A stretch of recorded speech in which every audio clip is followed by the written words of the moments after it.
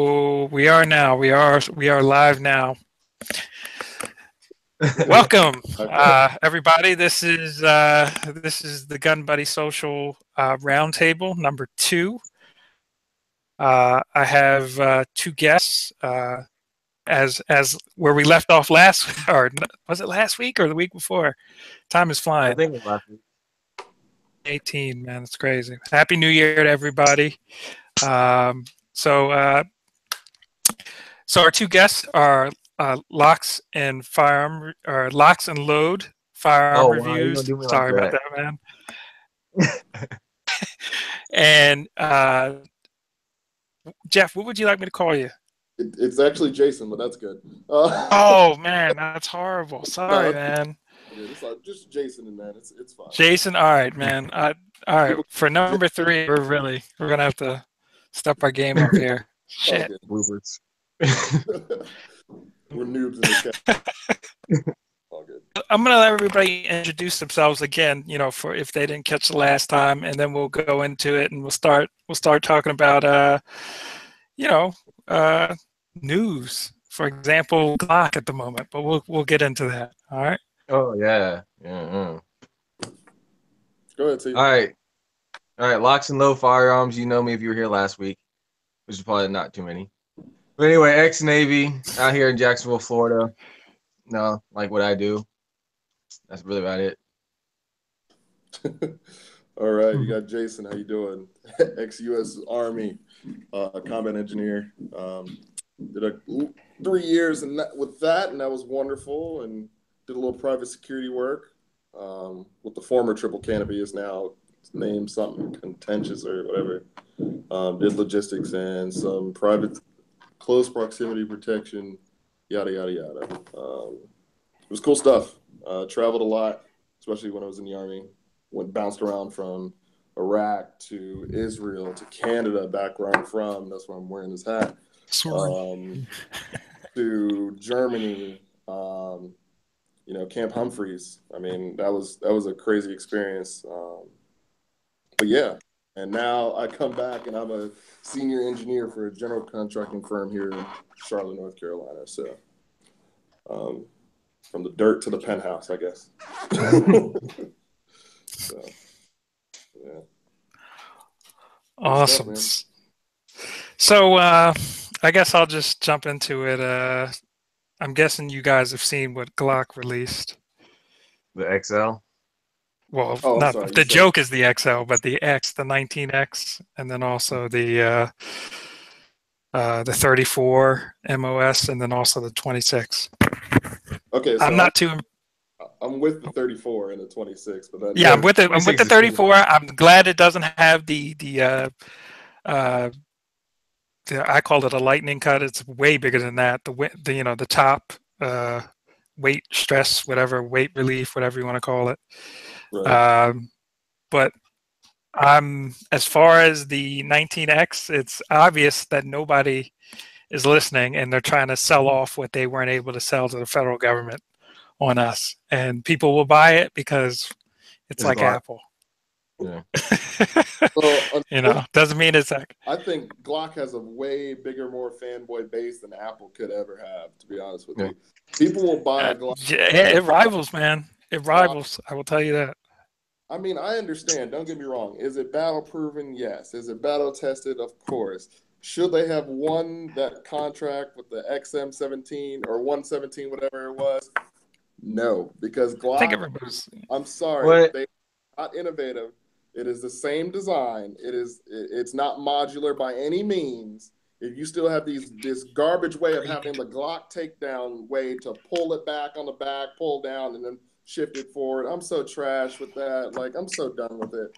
Lazy, man. It's lazy. All of them are lazy. Yeah, they're lazy. And then here's the thing. Like, it's now it's 2018, but 2017, you're going to try and sell me a gun that does not have metal sights. I don't care if they're night sights out the box, but they're not metal. They're plastic, garbage. Nah, bro, I'm good. I mean, most people are going to change them out anyway, so I can see why they wouldn't even bother. You're right, but remember, you're already spending, the national average for a Glock 19 is about $520. right? I know here in my range in North Carolina, bro, you can pick one up for about $489 out the door, like after tax. I got this 426, blue label, but that's because we're military. Yeah, but you know what I'm saying? Okay, I'm just saying the national average. Don't put blue label in because that. Listen, if you would have bought that here, you'd walk out paying $399. Because remember, for me, it's $399 for Gen 3, Gen 4, and then for the Gen 5, it's like $430. Right, but that's blue label though. So yeah. That's a whole different story. We're talking about, the average person walking into a store.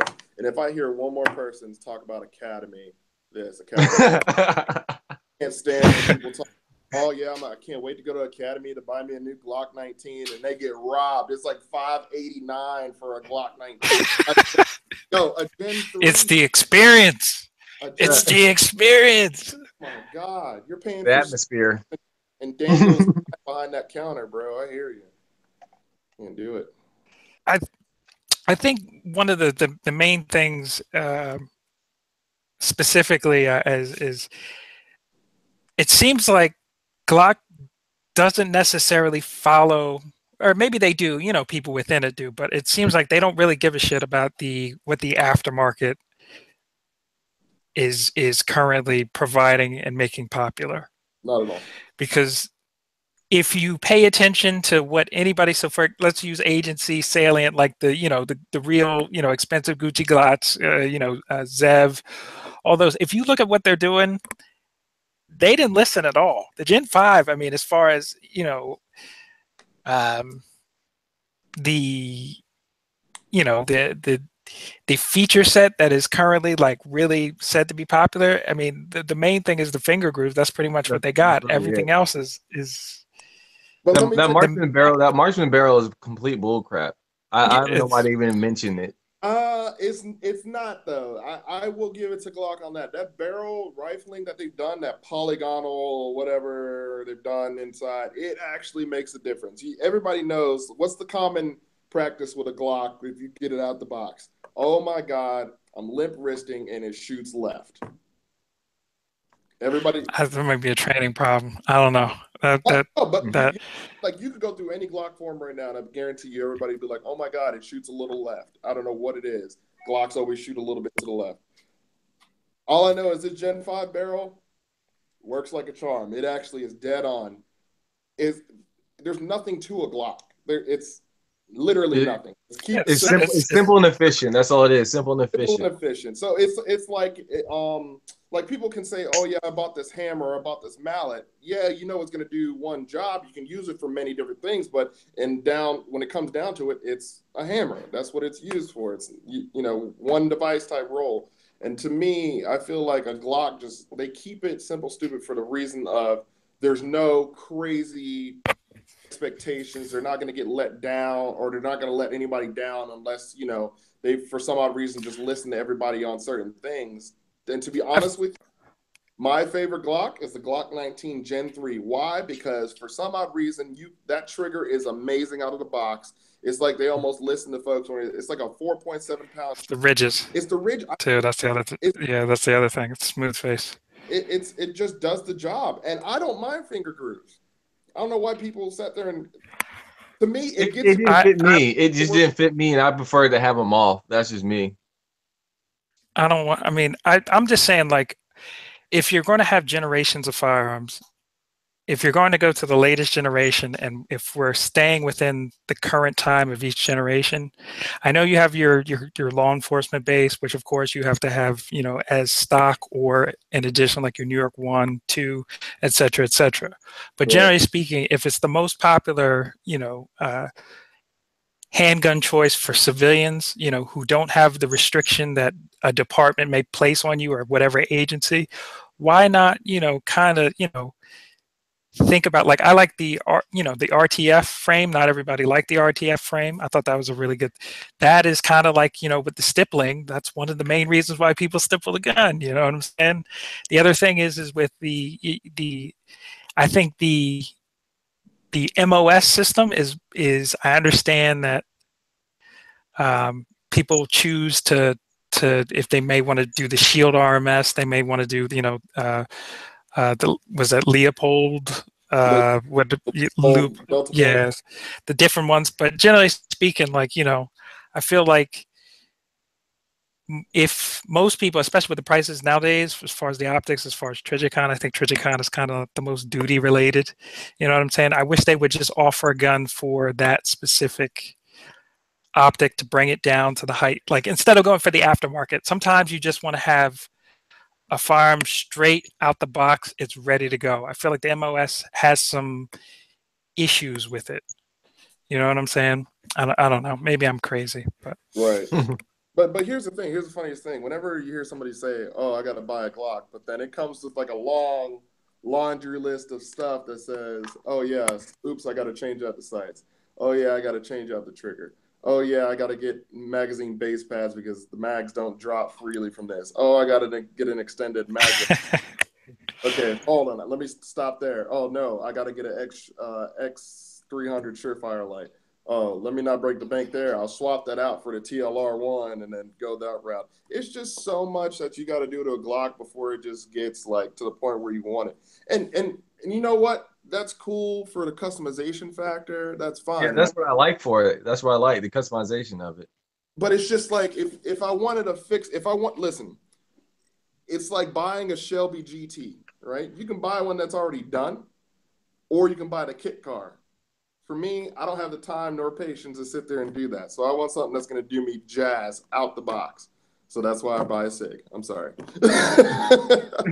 But hey, that's what I like. That's why I like Glocks and ARs. I like the customization. I don't want something just out of the box and then I just leave as is. I actually want to change the sights. You know, add the beaver tail. I want it's there. I'm in. I'll do it. You know, kind of make the handgun mine. Make it special in my way. And you know what? Don't get me wrong. I've had Glocks. I've had plenty of Glocks. 26, 15. I had a 34 that I should have kept, and I sold it like an idiot. But this dude, I wanted 21. Well, the dude, the 21 is on as well. We have Stan as well. Say what now? Hey, how's it going, guys? Yeah, I have to join a little late. Oh, it's all good, bro.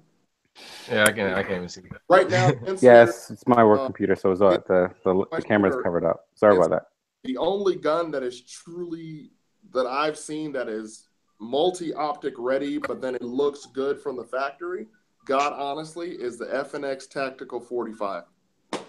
Oh, that thing's like made to be, you know, that thing. First of all, that thing is huge. Yeah. I think it's just made for like special warfare, just to kick ass. It looks mean. It does. It just looks like it's built to kick ass. Oh yeah, man. Please, that thing does like to not have an optic on that gun. You're like doing it disservice. I promise you. It's like you have to get a suppressor, like, and a red dot. You just have to. I won't even. You know what? Skip the can. It just you pull that out in a defensive situation. Somebody's gonna think you're Rambo, like automatically off the gate. Like that's just how it's gonna be. It's a nice gun. Exactly. Hey, where'd you get that? Exactly. The funniest. I haven't won a fired one, but it is from what I've seen. It looks like a nice gun. Nice gun. Good in the hand, man. And what do you get? 15 rounds out of a 45 out of that? Yeah, 15. Mm-hmm. Where else can he find that capacity? HK don't have it. Not in their USB. Lord no. Not in the Mark 23. Unless you get like an extended mag for a 21. That's none of them. The HK45 doesn't have it. I think the HK45 is I think 10+1, and then the compact HK45 is 8+1. The USP I think is. You know what? I think the Mark 23 right? 15 rounds, or is it 13? No, I think it's like 13. I think. Right. Might be. Yeah, most full size 45s are like 13. Right. But you look how big the FNX. And I mean the weirdest looking one. I don't know if you guys have seen the P227 with the full size P227 with a normal, what they considered, or not even a standard magazine, but I guess it's a magazine with an extension. It just looks funky, man. I don't know if you've seen it. Isn't that their TAC Ops version or something? No, so there is the TAC Ops version, but there's also just the regular standard, like with the E2 Grift, and then whatever magazine that goes beyond that. It's ugly. It's ugly as hell. I just Google it up. It looks pretty nice, man. I like it. It looks functional. It looks like it's gonna work whenever you. The P227 with the it looks yeah, like an afterthought. Yeah, that extra little. It looks like a hoof, but it works. Yeah. That's what PSP, Pennsylvania State Police, carry. Well, they don't carry with the weird looking. They carry it with the standard mag, so that's 10+1, I believe. I'll tell you which what, scares me. It does.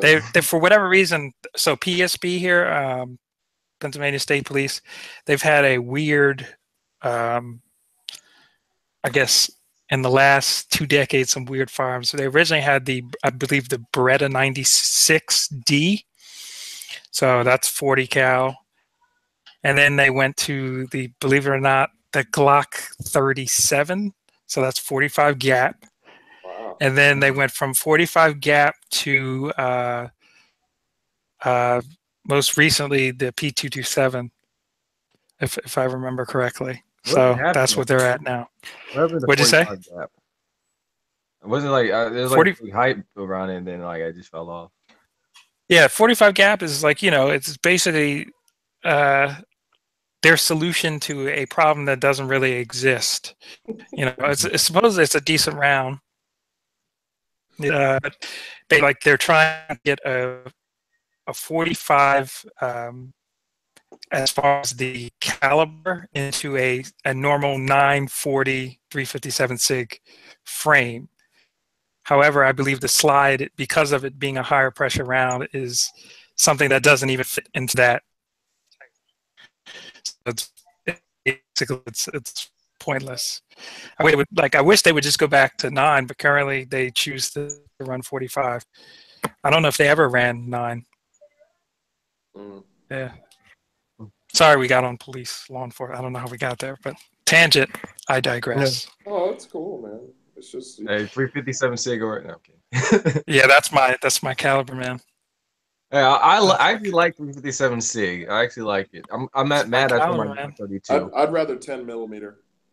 Well, for me, as far as it's maybe when I'm going in the woods, getting a 10 millimeter, for me at least, I guess I would be a little more recoil sensitive when it comes.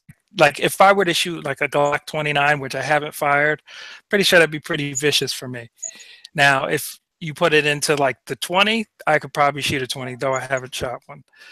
The 357 SIG, in my opinion, is expensive.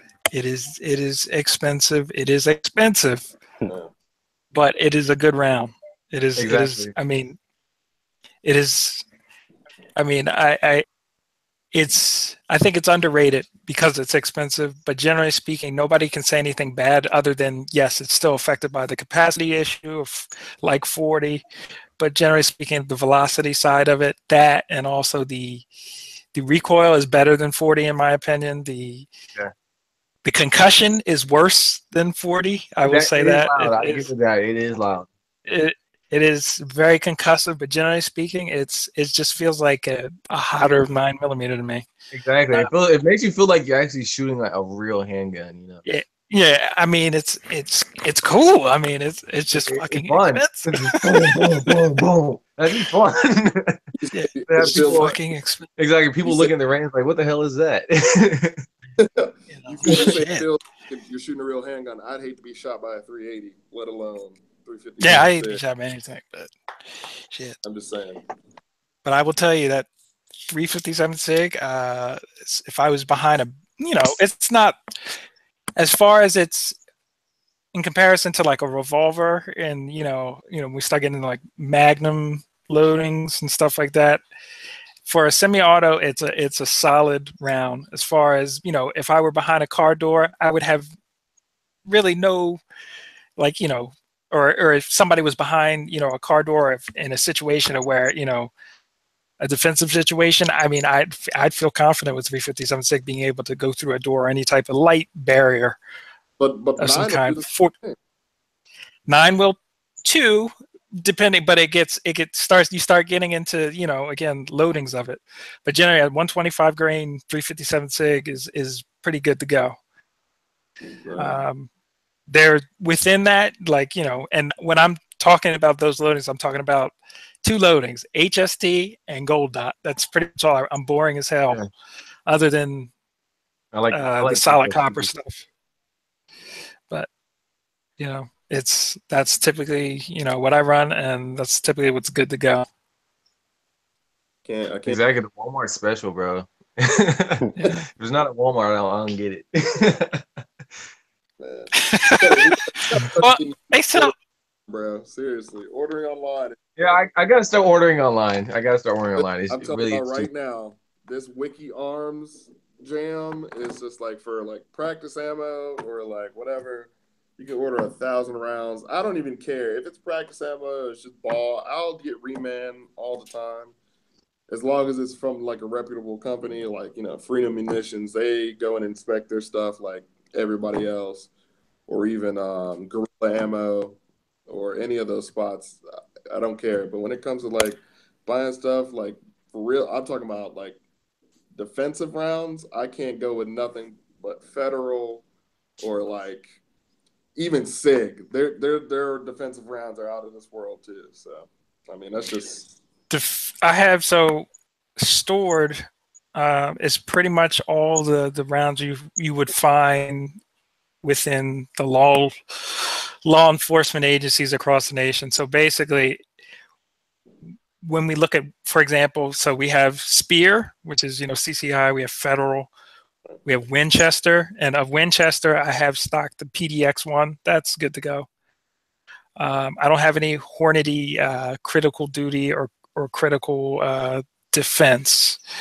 I do have a lot of the solid copper stuff. So I was saying the Corban. I even have some. Do you have those? What'd you say? The Underwood, I think, Home Defender. Underwood? No, I don't have any Underwood because that again, because though from what I can tell they're safe, I just get nervous because they're pushing the loadings on a lot of stuff. I just need it to I needed to protect my life, not blow up. Yeah. I mean, generally speaking, not that I feel like if I had to go to court and there was a situation of well, he's using these rounds that can penetrate some the Comcast center, some crazy some. I don't think that necessarily is going to happen. So I mean, I don't know. I mean, as long as it's not, but something I made in my basement. It's funny that you say that about the rounds and using in court. Do you know which round you will get thrown the book at if you use it like crazy? Like, I'll say Black Talon. No, target ammo or FMJ. Oh, okay. Yeah. Okay. Yeah. Unless you're in some weird state like New Jersey. Oh yeah. We want you to use it, but in your home. I mean, generally speaking, you can use hollow points in your home, at the range, like sanctioned stuff. But generally, if outside your house, if you use a hollow point ammunition, you're not law enforcement, or maybe military and exempt in that way. You're going to jail for a long time. Long time. That's crazy. Well, where you are? No, I'm in a free state. Oh, okay. I'm on the other side of the river looking at them. That's pretty. So I'm in Pennsylvania, free state. But if you cross that ridge, you are a felon, or at least I would be a felon over there because I'm carrying 63 rounds. So 63 rounds is a long. I will have life and then some. You know what I'm saying? So hold on. Does New Jersey have the same laws like New York, where you can't travel with the ammunition in the mag, or the ammunition in the mag and the mag by the gun, or even remotely around the gun?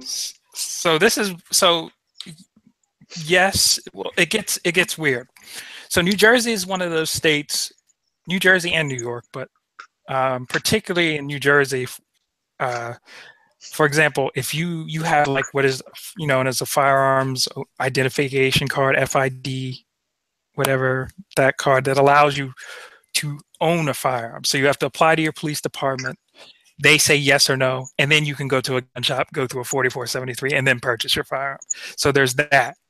Then on top of that, if you don't have New Jersey's concealed carry permit, from my understanding, if you are traveling to the range, there's no diversions. I don't know if they've passed bills as far as being able to make, like, you know, some diversions within like a trip, but generally speaking, it's to the range and home, and then home and to the range where your business, and et cetera, et cetera. That's it. As far as magazine capacity, New Jersey is 15 rounds. So the only person that I know who makes a 15-round magazine for like the AR-15, I think, is HexMag off the top of my head. Somebody else may make one now. So, for example, you cross from Pennsylvania into New Jersey with a Glock 17, you're a felon because that has a 17-round capacity. That's You crazy. travel in with a Glock 19, you're okay. If you have a rifle, of course, if it's basically going to be 10 rounds for the most part, for most things that you would have. But on top of that, as what is known as assault weapons, you know. Ooh. So the concept of for example, like your AR pistol or rifle, as I call it, that is illegal in New Jersey based off weight and some other overall length, and then also weight of it or something. Right. It has to Some be under, like, weird classification. something. Why would they So be concerned it's- about weight? What'd you say?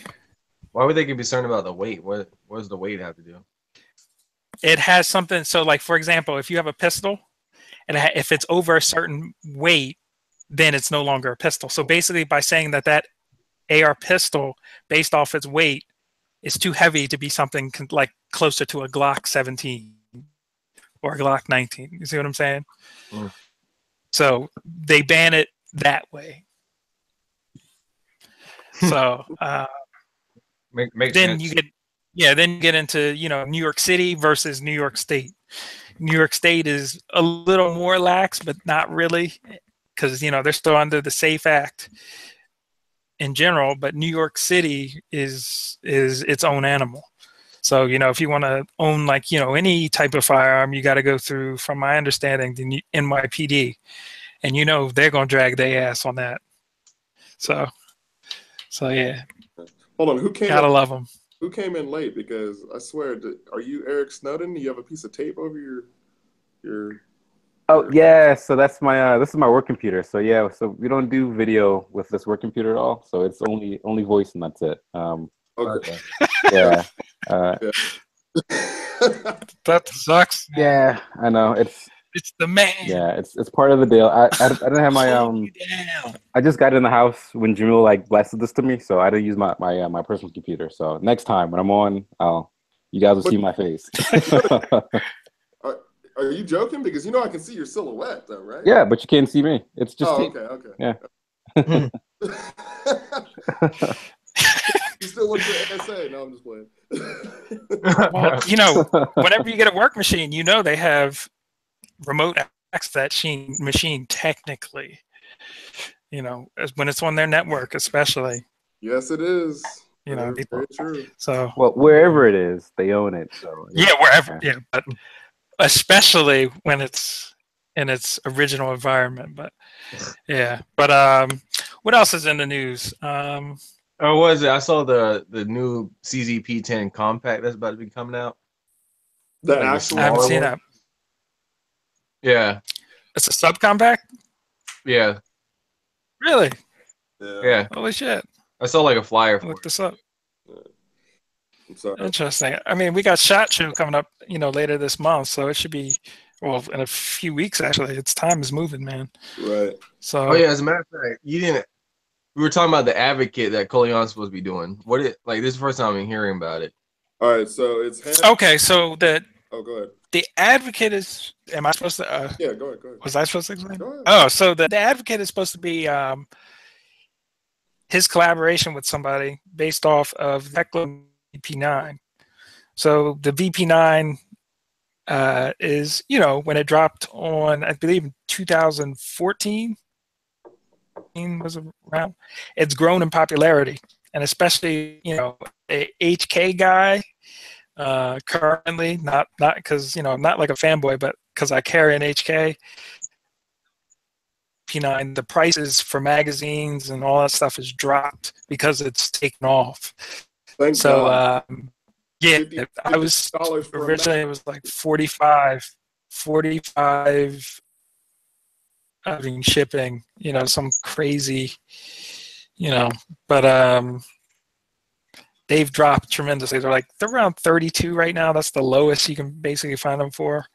And that's and basically, warehouse.com for like the low. Same thing with like Sig magazines. Sig magazines, I don't know why, are like $48 for that. Yeah, I don't know why well, I mean, they say because they're made in Germany, so I'm sure it has something to do with the import laws and stuff like that. But generally speaking, I'm waiting for that factory in Georgia to be made, so I don't have to so I can basically get magazines for $20.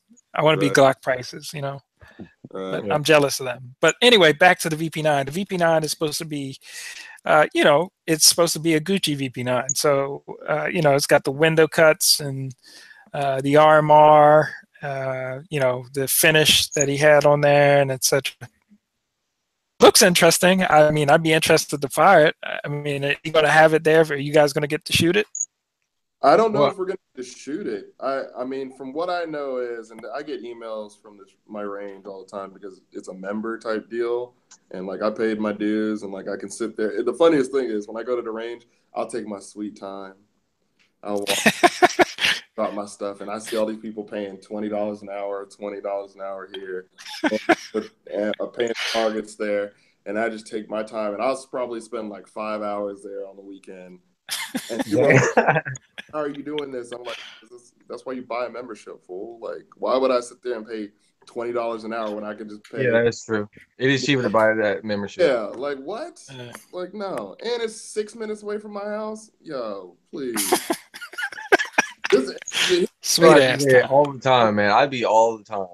I'm there all the time. It's to the point where, like, you know what I'm saying? It's funny because Coleon like made those 7 type of people who are at the range. And I'm pretty sure I fall into like 2 or 3 categories of that shit. But it's just you rapid fire? I see you being Mr. Rapid Fire. But I am Mr. Rapid Fire. But let me tell you this one. It's crazy. In this world, I don't like to bring, race into things. But if you're the only black guy going to a predominantly Caucasian range, like, believe me, somebody's going to talk to you all the time. So everybody who I know there, from the owner, Taylor, to the buyer who is what are you shooting there? Yeah, they're like really, everybody's young. Everybody's mad young. I don't at least most of the people, you got the instructors are older. You got a former MARSOC Raider, former Delta Force guy who's instructor there as well. I mean, they're really cool dudes. So everybody's cool. Everybody's nice. It's not like if you walk in, it's not like that good old boy feel just because you're in North Carolina. It's a whole different thing. Most of the guys are servicemen, ex-Army, ex-Marines. You got one Air Force guy there. It is what it is, but yeah. Yeah, but I'm trying to find this email that actually has the advocate on there. I mean, the thing is again for the stuff that you're doing. I mean,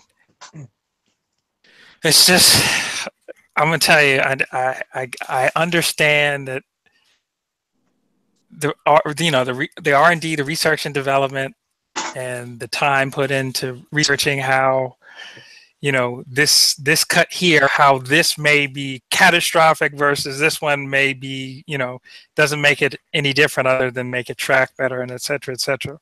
Yeah, but generally speaking, it's high. I mean, Salient, I don't know if you've been looking at some of their shit. Salient is 3,200, 3,300, going above that. If you Hold on. I got a really good funny story about Salient. All right. So when Salient first came out with their Tier 1, Blackstone was the first range in the Southeast to actually get one. They had an exclusive partnership deal. Did I purchase that one? Yes, I did. I paid $2,700 for my Salient. Came with 2 mags. Oh my god. Glock 19. Wait. Yeah. Here's a flip side. I shot maybe 150 rounds through it, right? I was like, I'm tired of this gun. It's not even really that cool. One of the associates at Blackstone was like, hey, man, this guy keeps on asking about, do we have any Salients in, and wants to buy one. So I was like, well, hey, tell him we got a used one here. And I didn't even name a price. And he was literally emailed me back. The guy wanted $3,500 for it. just because he didn't want to wait another 7 months until the new batch rolled out. So There you go. Great profit. Take it. shit. I mean that. All right. I mean, I $150 from shooting a gun, 150 rounds. That was it. I appreciate that market exists. You know what I'm saying? And I'm happy that you turned a profit. But my thing is I'm trying to. So what we were speaking about off air for everybody is I'm trying to transition to an RMR by the end of 2018. So with that, you know, the what I was hoping to be the platform, the basis was originally the VP9. Problem with the HK guns in general, in my opinion, I'm just superstitious in this regard, is that they use roll pins. Roll pins, I mean, I don't think they're necessarily a bad thing in stock form, but when you start cutting into the gun and you start cutting into where a roll pin should be, I don't know if that changes the reliability. And the only way you can really find that out is by actually doing it. And once you do it, you do it.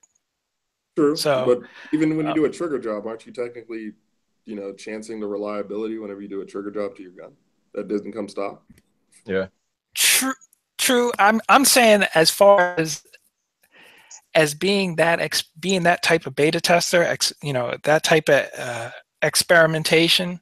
There's really, off the top of my head, as I was saying, there's like two guys that I know doing it. One, the Advocate, which I'm curious to see if the people who do buy it shoot it enough to really find out how it affects the gun. And two, the guy from Active Self Protection who has a VP9 with a RMR. Right. Again, as I was explaining, so for everybody who doesn't know, this is a P30, Heckler & Koch P30. Okay, so with that, if you look at the top, there are roll pins. If you flip that to the side, they're really not. That is, if you look at the rear sight versus where the that roll pin is stopping for the extractor, and supposedly we looked these up in the manual, that's extractor space. I don't know if I could do that on this gun. And the VP9 is basically what? A copy of the P30, but a striker fire version. Right. And if you look at the top of that, I've got some trigger time on the VP9, and it's basically, it's the same as a P30. Not really. Well, generally speaking, it shoots harder than the P30, believe it or not, in my opinion. So it's I can't do it on this necessarily. I mean, maybe. I don't know. I don't think the VP9 has the same roll pins up top. I think it just has one for the striker that's a little bit in the rear. I'm not sure. I'm trying to bring it back to the selection. We can look up the I think it has two on the top, but I could be wrong. It's been a while since I shot one. Right. I'm trying to go off memory. I'm like, does it have two up top? Even still, the roll pin portion of it, VP9 top. If I can, I think it has two VP9s. How many people are watching? I've just been wondering. I think we have like one person watching. Yeah, we had a max of 3. We had 3 at one time. Yeah, we're rich, rolling in views. Hey, Instagram popping. Shit. Hey, listen, humble beginnings, guys. Just one. So with that, I mean, again, generally speaking, if you move that RMR up, even still, the spacing of it is still, it's not enough. So we'll see. We'll see. I'm telling you, man, just do a Glock. It's a lot simpler. Just a lot simpler. That's not what you want to do. Sounds expensive. I'm just saying, what you want to do sounds expensive. It's, once you put HK in that regard, the name into it, it turns into a different price range. I don't know why that is, but you know why. The only reason I got into it is because of the rebates, man. Back in 2014, they had the HK Day or the HK Day rebates in December. It's $200 off the gun, so I basically got it for a high price of a Glock, basically from like a small dealer who doesn't sell a lot. HK did the same thing this summer. I think it was between like June and August, where it was the mags, yeah, $150 off, and you get 4 free mags because everybody's trying to copy Springfield, and everybody got tired of Springfield getting that Springfield money for an XD. Who pays? Fuck that company. Fuck that company for an XD. Who? Fuck Springfield. Sellouts. Fuck them. I feel mad because I actually like Springfield guns. So when they did that, I was hurt. Listen, fuck them. Oh, what happened? What happened? Fill me in on this. You guys are just harsh on these guys. What happened? It's in Illinois. They I like that. I like the XD9 though. The XDS9. That was right on my top of my list to buy. Well, I'm trying to fill myself in on this. What happened? I had the XDS 45. That was actually a sweet shooting gun for a 45. Okay. XDX9 is the jazz, but the company sucks. I won't buy. So this is. I guess I learned about this from the main two people who on YouTube did it. Was Mac Military Arms Channel, and then Yankee Marshall, and then there were like the blogs like Yankee Marshall Guns, the Firearms blog, and basically what they found out is that they created kind of like a shell corporation, and within that shell corporation, they were kind of making deals with the Illinois legislature for gun control and trying to get themselves exempt in some form or fashion. It's just long story short, it's unacceptable. If your name is associated with gun control, I don't want anything to do with you. So they're trying to lobby for a monopoly just so they can be exempt for it? Basically, to be exempt. Interesting. People said the same thing as a manufacturer. Guys, when the NRA was like, why don't we relook the whole bump fire thing? And turns out, guess what? The ATF debunked it and said, it's fine, let it roll. But But what look what they have. They have the rule change out right now, saying that this is what the language is going to be. Basically, and it prays to be associated with. So I went and did the NRA instructor course for basic pistol. All right. It's not. It's so now. I was before this in 2016. I said, you know what? All right, they talking all this shit about potentially the onslaught of bills coming. I thought that was going to be the case under Hillary Clinton.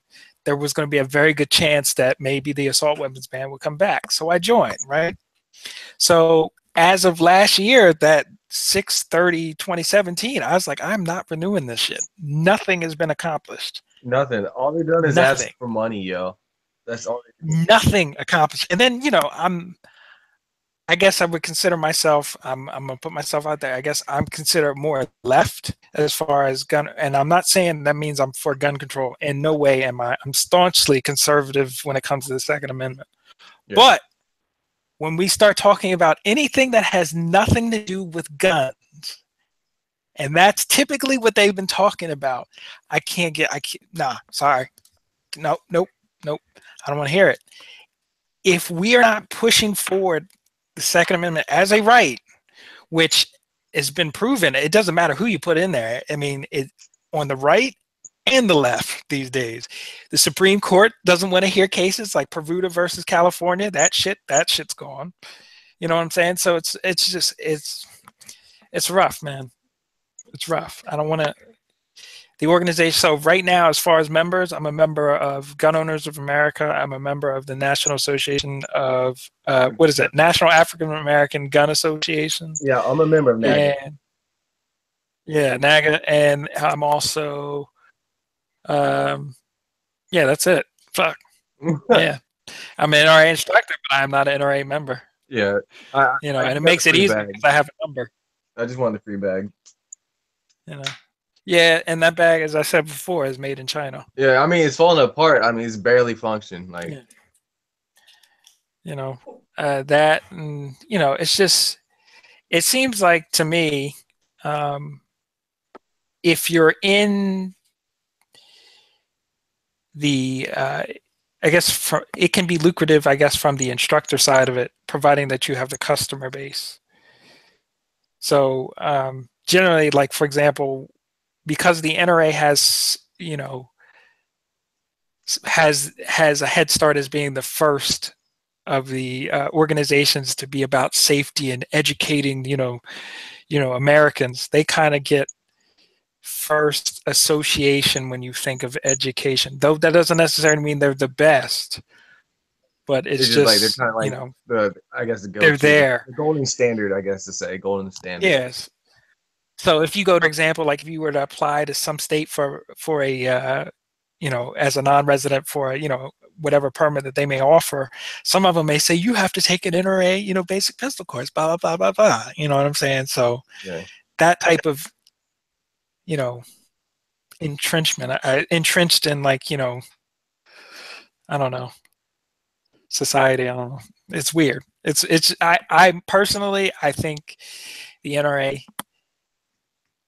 if they don't go, as far as the entire administration, it needs to change. Wayne LaPierre needs to go. The ILA, and particularly the ILA, is the one that's driving me crazy. Didn't they replace it with was it like some Brownell guy? The Brownells guy, yeah, but he's basically, you know, he doesn't really do much because, again, Wayne LaPierre and Chris something, I forget the other guy. I agree with they're you. Basically, you know who's running that guy from the Firearms blog. If I see one more YouTube thing asking for Adam whatever from the Firearm blog to be like Kraut, yeah, Adam Kraut. Yeah. So this is the thing. I watched that thing. That thing was a shit show. It was. It was a fucking shit. I agree. Adam Kraut, I respect Adam Kraut. I will tell you, but it's outside of is associated with a guy named Joshua Prince. Joshua Prince is a firearms attorney.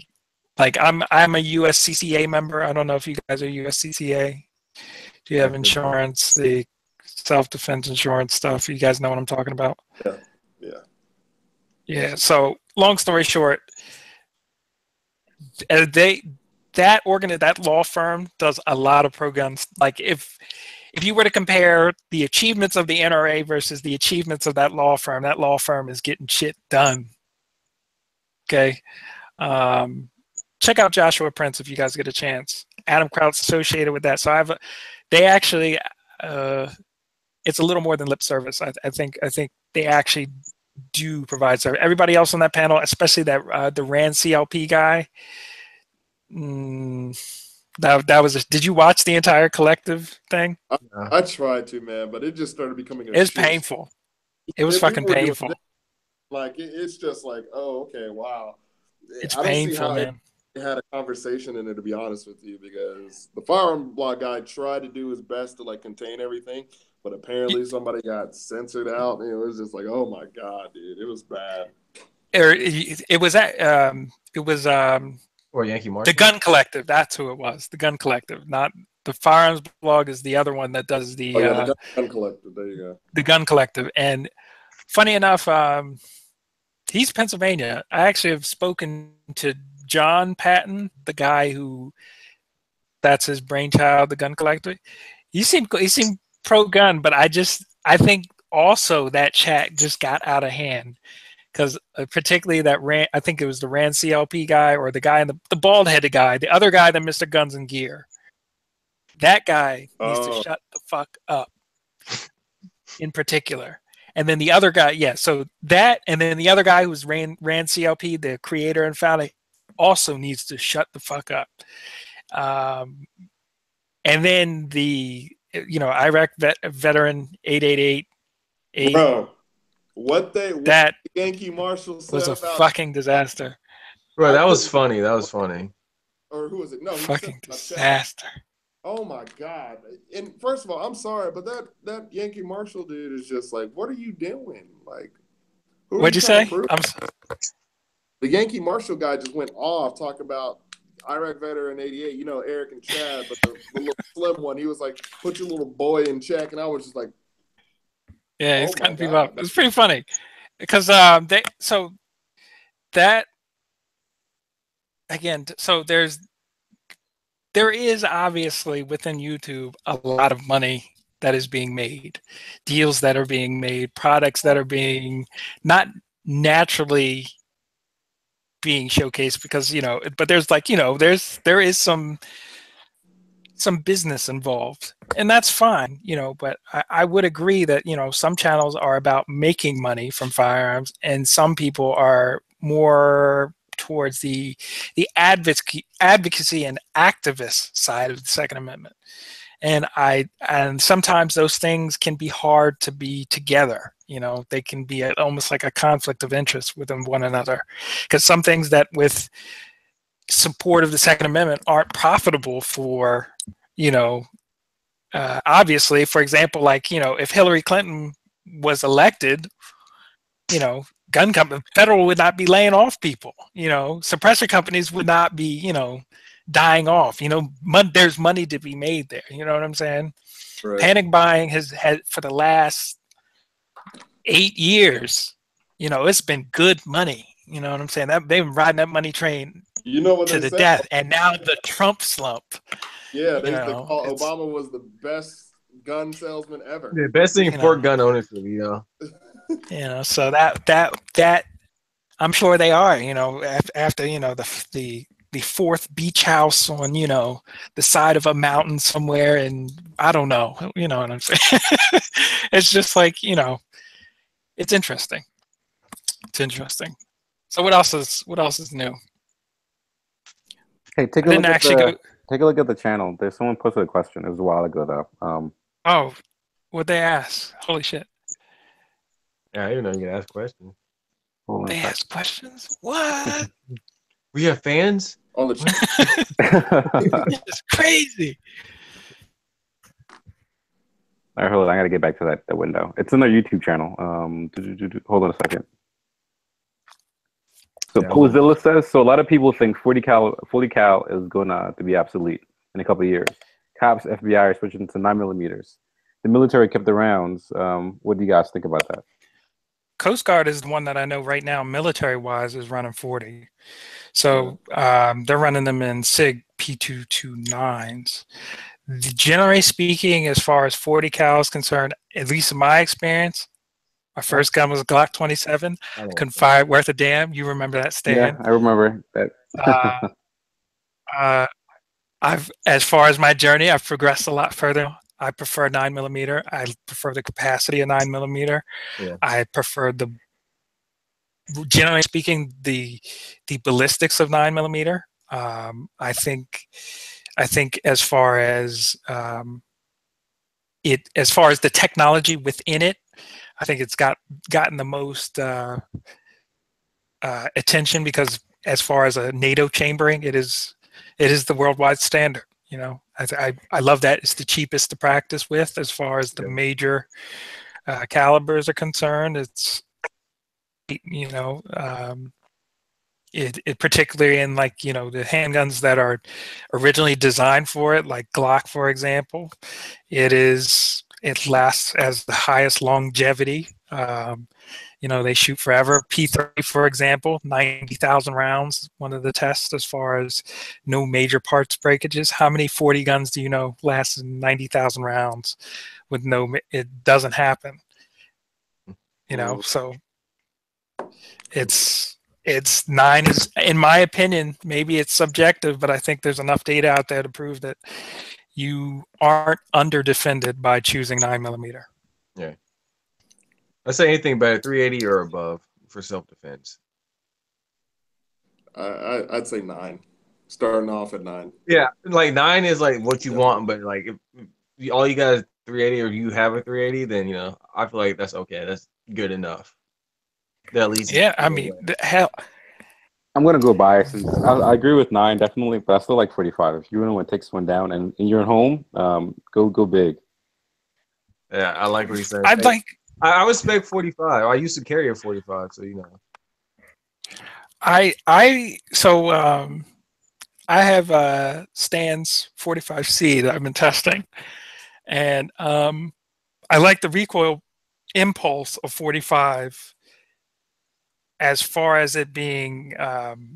It's a consistent. Everybody says it's like a push, and it is kind of like a push. I don't know how to like at least in like the compact and larger guns. As far as the recoil, it is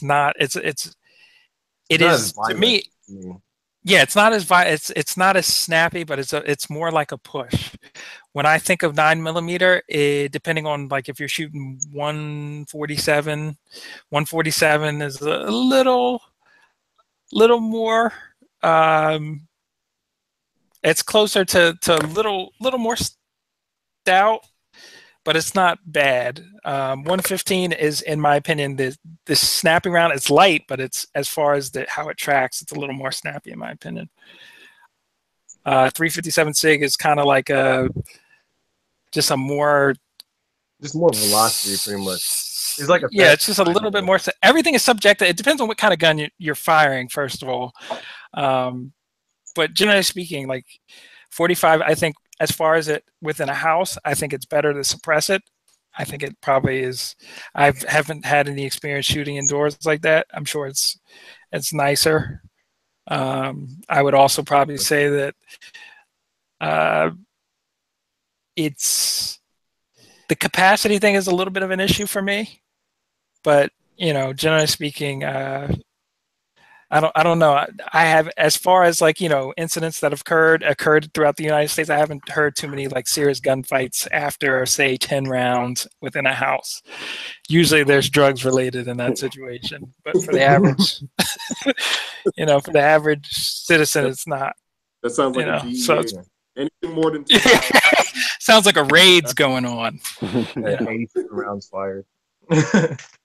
To be honest, generally speaking, I would say, if you want to run, a 1911 that's got a can on it, or just a 1911, I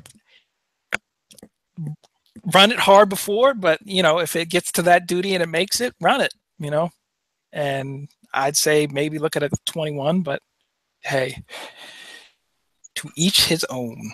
Yeah, I want to ask you, I hear a lot about capacity. What is minimum capacity for you? What's minimum capacity to be safe enough or good enough for you? The guy who carries 63 rounds. For me, I feel, to be honest with you, I feel fine running what's in the gun. The only reason why I carry more is because I can, not necessarily because I think I need it. But the other thing is also from the concept of magazine failures for semi-automatic guns that can happen. Right. If you run good, if you run a good firearm, generally speaking, it should be fine. But typically for malfunctions and stuff like that, it's just easier to probably run a different mag. So I carry 2 spares, and then I have the shield, and then another mag for the shield. I was talking about like for your carry pistol. What is your minimum for a carry pistol? For a minimum for a carry pistol, I carried 9 at one point, so that was in that 27, 9 plus 1, so 10. So I mean, I could carry a J frame, which is 5. I could do it. Is it my preferred choice? No. I guess I probably 10. Probably 10. I like 10. Jason?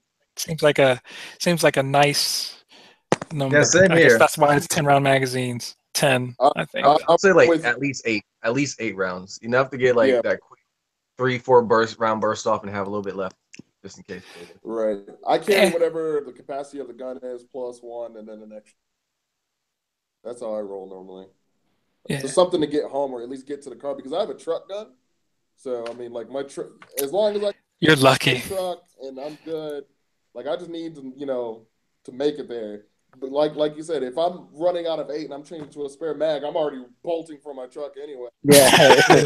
It's a bad fucking If you're day. in the firefight, that's in the bad spot. You want to get out of that. Exactly. Miami You Vice. gotta drop that It's- 15 or another one.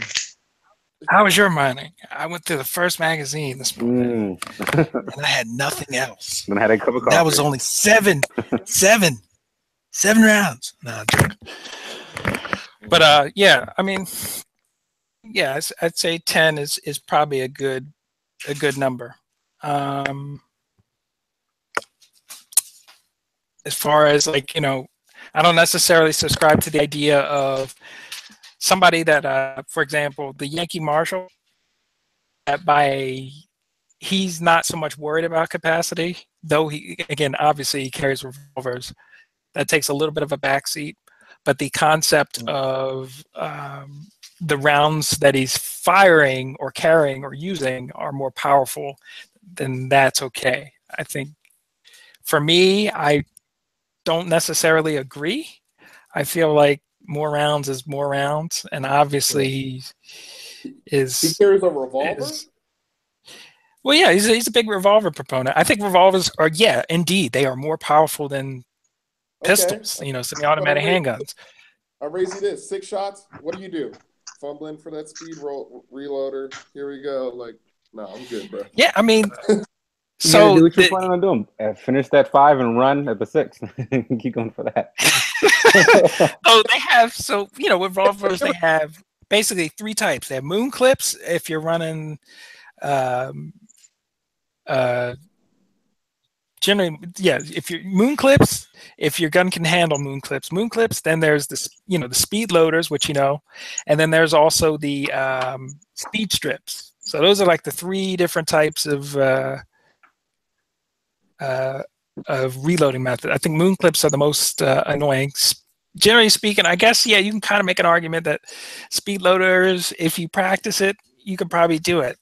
The speed strips, I'm sure people do it, but I don't. I think I just carry speed loaders. Problem is with speed. What? When it comes down to it, bro, I'd love to see somebody try to reload a revolver underneath the rest. I'm sorry, while running. Like, Was this Jerry Mitchell? I was gonna say Mitchell can do it under exactly. He can do time.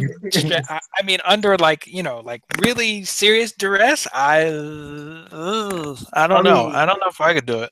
I could. Maybe he can. He probably whip it out. I don't know if I could do it. I mean, he did what, 1,000 yards with a Barrett, like just boom, like what? That, I mean, but if you think about, this is a lifelong shooter. You know what I'm saying? I would say that maybe for a you know, the average person, that standard is working up to that standard is pretty serious, and that takes some serious commitment and time. I don't know if the average. I would say that maybe if you have the dexterity strength within your hand to be able to say, for example, rack a slide or manipulate a slide in that regard, you know, maybe consider running a semi-automatic once you understand the basic, you know, concepts of it, and then, you know, different types of malfunctions if they occur. But I will say, I will give it to you as far as the ease. There's a little bit of a learning curve for semi-automatic, but it's not that bad. Revolvers are pretty, as far as the loading and unloading process, they're pretty cut and dried and easy. I would say they're, in some regards, they may be easier than the semi-automatic. The load. But yeah, I don't know. Maybe some people would disagree. Yeah, are we getting any questions or comments? I think semi-automatics are easier because all I'm doing is taking this and just putting in there, dropping slide, and I'm going. Whereas I gotta, you know, take the round, each round, then put it in. It's faster, it's quicker, and it seems easier to me.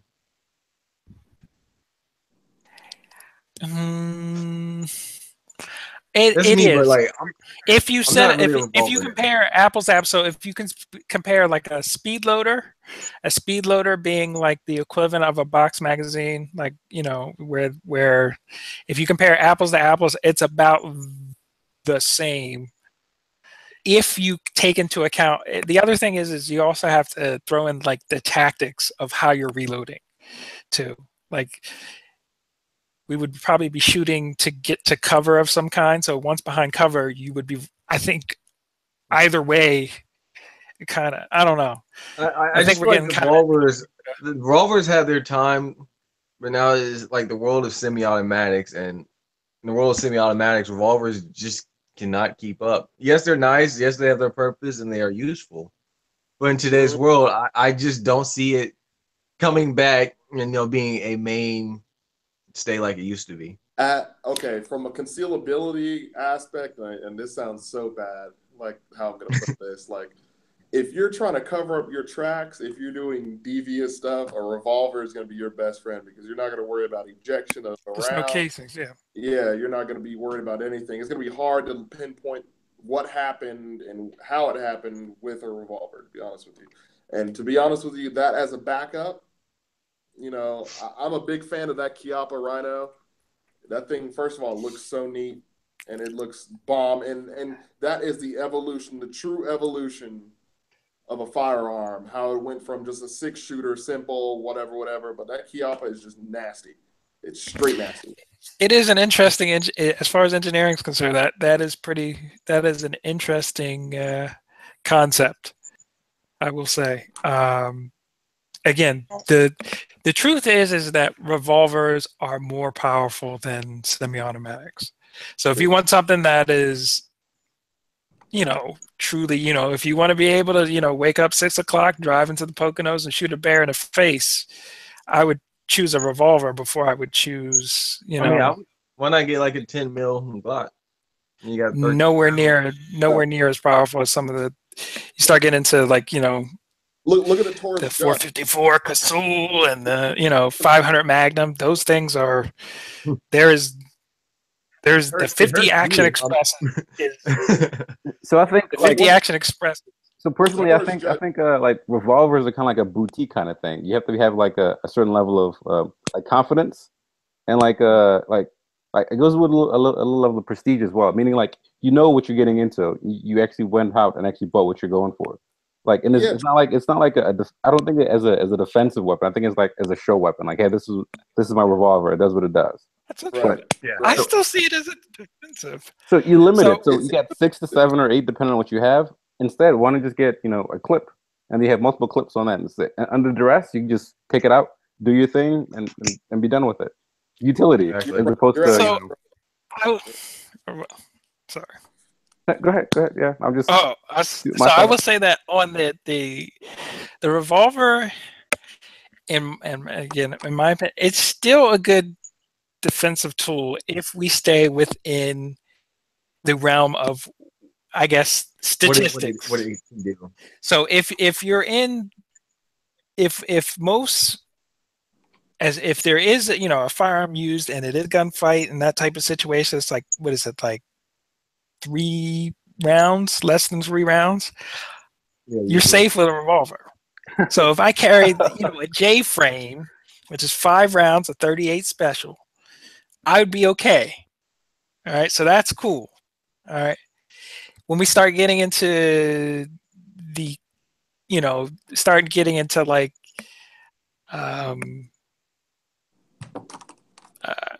the as far as the power factor stuff, like, so for example, like if you look at like a 50 caliber or 50 cal Action Express for like a Desert Eagle or something versus like the 500 Magnum, we're talking 50 cal for both options. The 500 Magnum is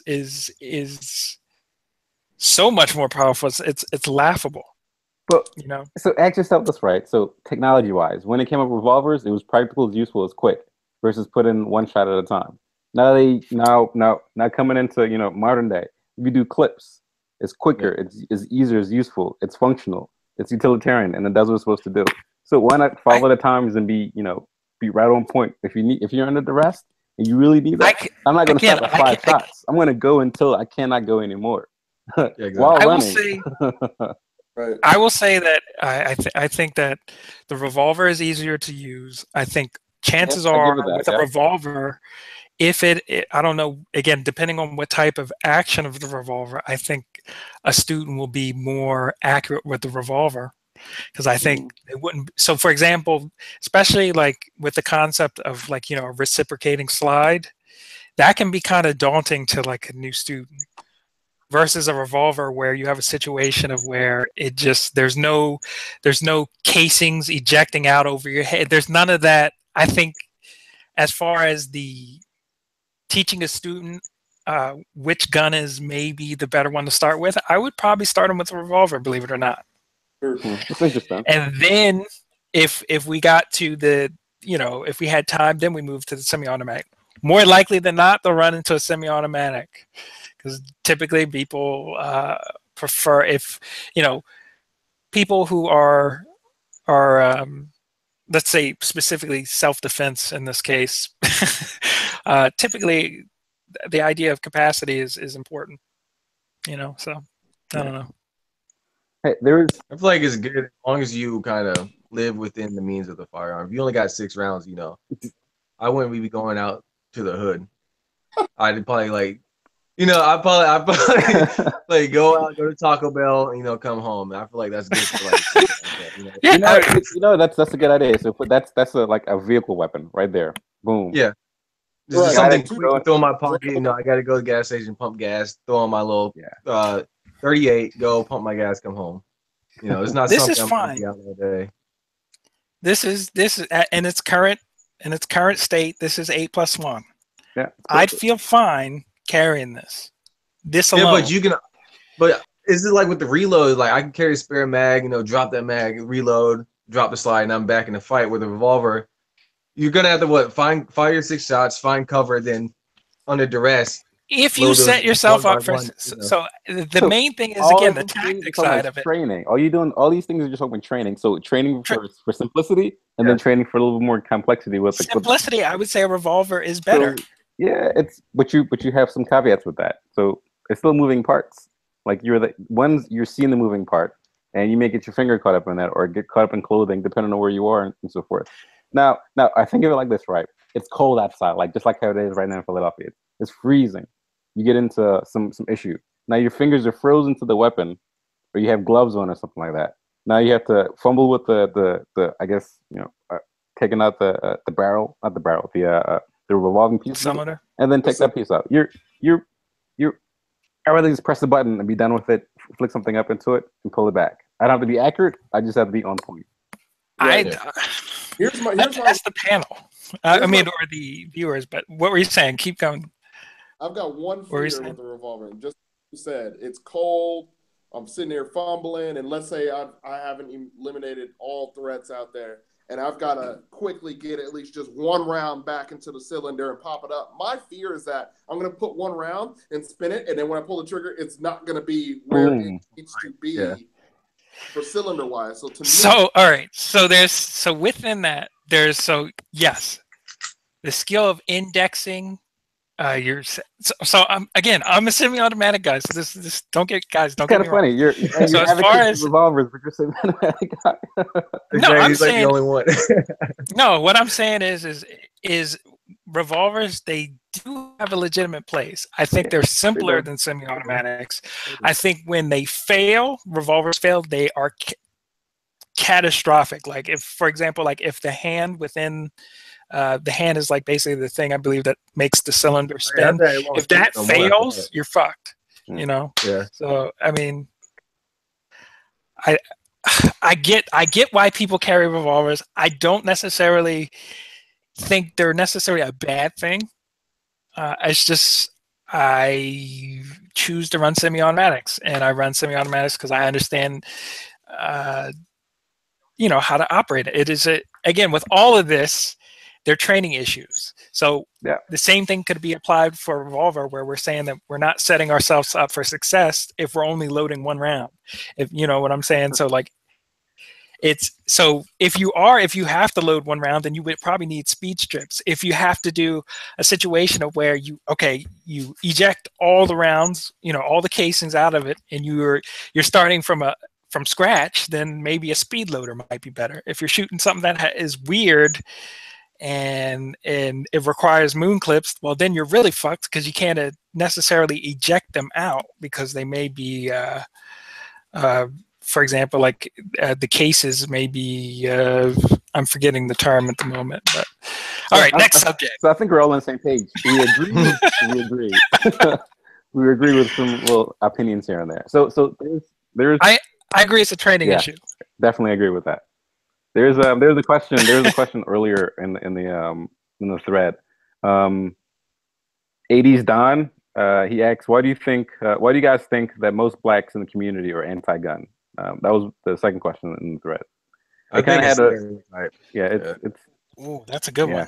It is a stereotype. Black guy with a gun, they're gonna call the police. I'm gonna come get shot because I got a gun. That's why. Yeah, sure and sweet. You're seen as more as a threat. That's what it is. That social fear factor. Just like T said, it's like, oh my God, you're a black male with a weapon, and you are automatic. First of all, you're automatically a threat if you're just a black dude out here. But you're a black gun. Oh my God, you're a stereotype and a bigger threat. Like, it's just like. That's exactly what it is. But you know what? It's the lack of confidence and the ability that you're doing something correct. Now, I advocate about, North Carolina here is an open carry state. We could go in, and so is PA. PA is an open carry state, but you have to have a license to open carry, right? Well, in the city of Philadelphia, they have, So Philly, you need a license, but outside of Philly, you're good. To me, I don't care what you want to do. If you want to exercise your 2A, right, open carry, that's fine.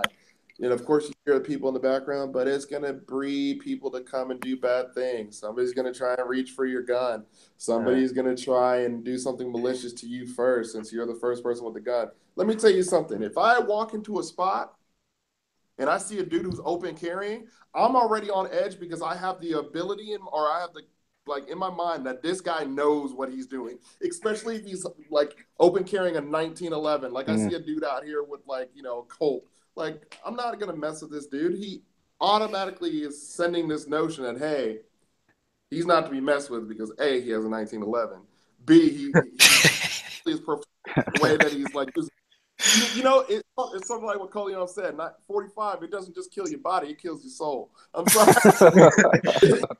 You know what I'm saying? Like, that's how it is. But it's this social notion of people thinking, or African Americans thinking that it's wrong for me to own a gun, or it's wrong for me to get into this, or I don't want to be stereotyped as that gangbanger mentality. I know dudes who went to Chapel Hill who are like law degree students who appendix carry 1911s, and he's a black dude. Like, what? Like, I'm sorry, I have a hard time appendix carrying my XDS. It's just me. Appendix carry, and first of all, I'm not saying I'm the best in shape, but you know what I'm saying, the years have been kind to me. So I can't appendix carry all the time, but it is what it is. In winter months, I can do it. Summer months, not so much. So it's a loaded question. Yeah. For me,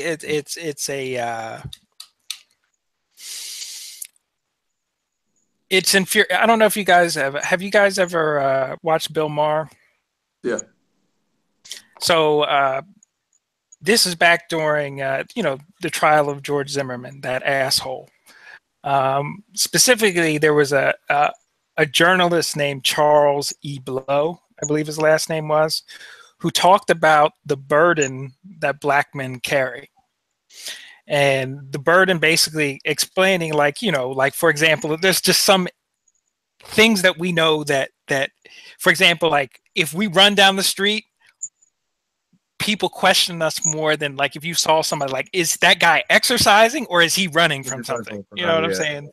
That type of it's just some of the pressures that society puts on us that are somewhat unequal.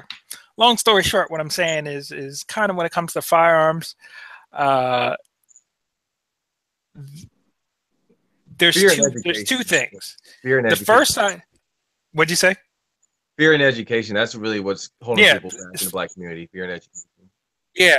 The negative side of it is, of course, you always associate, with gangs, and that also ties into pop culture and stuff like that. And then the other side of it is that there's not necessarily an interest in covering not the exception to the rule, but actually the actual narrative. You know what I'm saying? So it's more likely that they'll focus on the negative, but not actively seek the positive or the normal. Do you guys kind of catch what I'm? So like when that's I think one of the first things. So like, you know, me, I feel it is kind of like my duty to say it's kind of like a fuck you to that stereotype. You know what I'm saying? And it's really interesting. Like it's almost like I take pleasure in it. I don't know how to explain it other than that. You know, so yeah. Or you use the fear as your protection, almost. Use their fear as your protection. No, I'm saying like you know, for example, most people, if you look at me, I mean, I look like your average hipster. I don't look like you know what I'm saying. Ask Stan. You know, before I got my hair cut and all that, man, you would not. You don't look. You would not. You rocking a P30. I can tell you that much. Well, I mean. I was carrying, so before I started carrying two, so I'm in this experiment where I'm carrying two firearms. I was carrying a P30 appendix. Stan is my witness regularly. Yeah. Shorts too, dude. I don't know how you carried it out, but you did it. Do not fuck around. So it's like, you know, it's the other thing is like, you know, you kind of setting yourself up for success. It is a journey as far as like getting your system together and stuff like that. That is the other thing. But the other thing is like how I grew up. I didn't grow up with firearms in my house. That's something I developed on my own. Right. For me, it was like naturally, like I said before in our first chat, like, you know, action movies and stuff, and then it turned into, you know, the international database of firearms and whatever, looking up what's in action movies. Then it turned into YouTube, and then it turned into like, holy shit, I can buy this stuff, I can own this. You know what I'm saying? Like I don't know why I didn't think of this, you know what I'm saying? And then, you know, that's how it happened, to be honest with you. You know, I cut school. Well, I was in college, so at 21 to go get my license to carry firearms. I didn't go to school on my birthday. I said, fuck it, I'm going to get my license to carry. I applied for it on my fucking birthday, didn't go to school. Don't tell my parents that, but, you know, I made it out. So, yeah, you know, but, you know, it's for me, it's like, you know, it's almost treated like an underground thing, and it's not. Like if you look at BGOE, Black Gun Owners Education on Facebook, there's everybody in there. All budgets, like all types of, you know, it is everybody's in there. And I feel a lot of times, because again, that there's no search for the positive side of it, it turns into this underground kind of, and it's not. You know, there's a lot. I mean, it really has not. Black gun ownership has not really gotten popular until Trump got elected, and all this happened. Now you see this rise in black gun ownership. I think our grandparents, or maybe our grandparents had, you know, especially like, you know, if they fought in World War II and stuff like that, and having dealt with, you know, segregation and all, they were armed, I'm pretty sure. I think somewhere along maybe but they weren't really trained. So it's like they were armed, but they didn't really have much. Different, maybe as far as like, you know, the military side of it, I feel like some of that, as far as the handgun stuff and how to employ that, that's a little more sparse. But generally speaking, I think maybe gun ownership within the Black community can be tied to some of the criminalization of Black America, and then you start getting into mass incarceration and shit like that. That type of stuff that has affected it. But I mean, generally speaking, I think these days, I think it's not. I don't think it's an underground thing. I don't think it should be, or maybe not anymore. Yeah, I don't know. Nowadays, it's more than light. Yeah. I mean, I like it. I'm trying to be part of it, man. I'm trying to be part of this rise of black gun ownership. You know. I mean, I'm not military. I haven't. I mean, I guess I'm closer to law enforcement, but you know. Yeah. So I guess I'll add my little spiel to this. So it kind of depends on where you are in America and your mentality for when you want to own a weapon. So if you're owning a weapon because you're scared, that's the wrong time to own a weapon. You want to own a weapon to be empowered. So being cautious and scared is two different things. So if you're being cautious, you own it you start putting in, like just like Jamil said, you started looking into it, you started learning more about it, and started learning like what it means to be a gun owner. And what that means to America means when someone becomes more educated and knowledgeable, they become a dangerous thing. Now their knowledge has become a power source. When you start owning a weapon, you start learning the laws. You start learning everything else that goes along with the laws. So learning, I guess, the language that goes along with gun control and everything else that goes along with it. So once you get into that, you kind of balloon yourself out and spin yourself out into like a spider web of other things related to it. So now, once a person becomes like a lawful abiding gun owner, they're a very knowledgeable person. They know more about the community, what happens within a community, and what happens within a household that goes along with the weapon control. So it's kind of a double-edged sword, meaning that if someone's scared, the black community is scared of owning weapons. It's not that they're scared; they're not knowledgeable about it. But once you start becoming more knowledgeable about it, then your community becomes more empowered and less frightened of what's happening in the area. So it's the negative stuff though is especially the negative, that's the hard and way. And then it ties kind of into yeah, it's tough. Sorry, I feel like back in because and it's a luxury. And it's a luxury. So owning a weapon is a luxury. The difference between that's disposable income and violence. You know what I'm saying? Would you also say me, geographical location has a huge point? Yeah, definitely so that, yeah. So where you are and what your mentality is. And right. and one more thing to add to it, it's a luxury item. So it's in our sense is a luxury item because it's so expensive depending on what you're getting and what you want. So usually people don't have disposable income like that. When to learn it, and the time to actually learn it. All that is luxury that goes along with it. And luxury isn't a black commodity. It's definitely not. So. We're getting better. We're getting better. We're getting there. We want it. I want it to happen, but it's definitely not a commodity for us. Right. But check this. Like my mom, she grew up in like the most crazy place, West Virginia, like Bluefield, Welsh area. Like exactly. That's what I'm saying. Like the state where I swear to God, every time I drive through West Virginia, it's either raining or like overcast. I've rarely ever seen a sunny day. They have a serious drug problem, man. But check this. They grew up, my mom was born in 49 and they grew up with guns all over the place. Like that was a household common thing. As much as it was to go get a pail of this and milk or whatever from the cow, it was to take the gun with them just in case. And, I remember back in the day where it was that story you talk about there's that old story where a farmer took his son out or his grandson out and his grandson kept on asking, why do you carry a shovel everywhere you go? It's like, but there's one on the porch, but he still takes it out to the field every time he goes out there. But why wouldn't you take the one to the porch? Because the time that he left it out there was a snake out there and he had nothing to hit it with. Mm. You know what I'm saying? Like, it's crazy. It's just that mentality. That's why I think it also really plays on, like, where your surroundings are. Like, more rural areas, of course, are going to be, gun, populated areas. Because, first of all, in West Virginia, they got bear. They got, like, wild everything out there. I'm sorry. Like, Sasquatch himself probably runs out there. I don't know. It's the Blue Ridge Mountains, man. Like, I'm not going out there playing with nobody out there. It ain't no way in the world. Yeah, I think ultimately I'm just happy that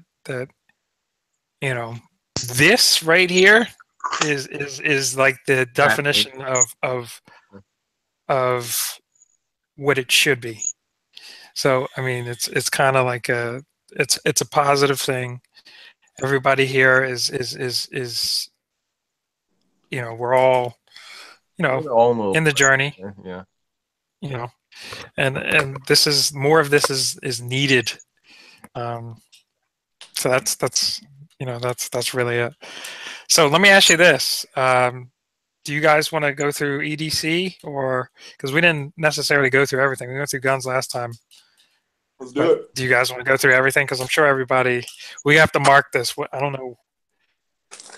I'll mark it later in the so I'll let you guys go. Yeah, it's been like what? Or I go first. Yeah, we want to close out on this and do another one next week. I mean, I don't mind talking. I ain't got nowhere to be. Yeah, same here. Yeah, I ain't got nowhere to be neither. I'm at work, So it is what it is.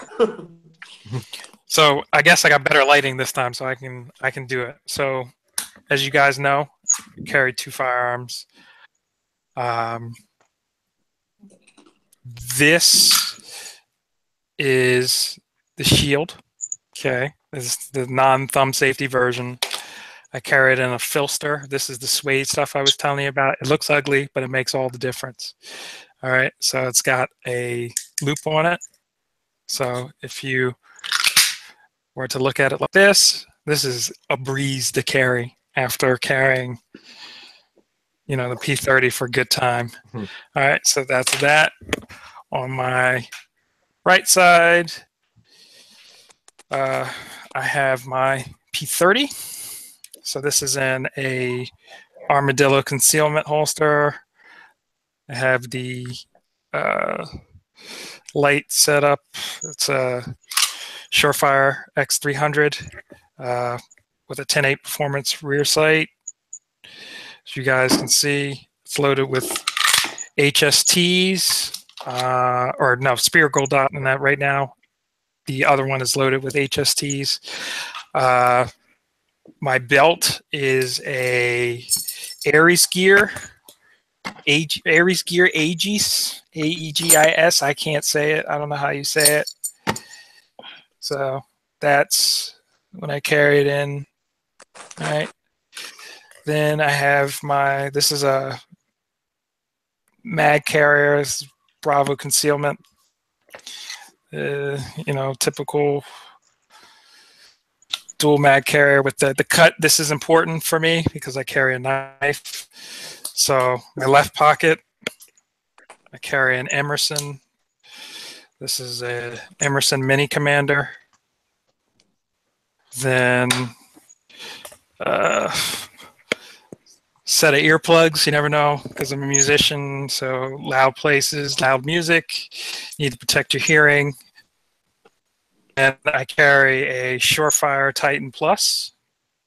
Has a little 300 lumen EDC light. It's pretty cool, pretty bright. It works good for that.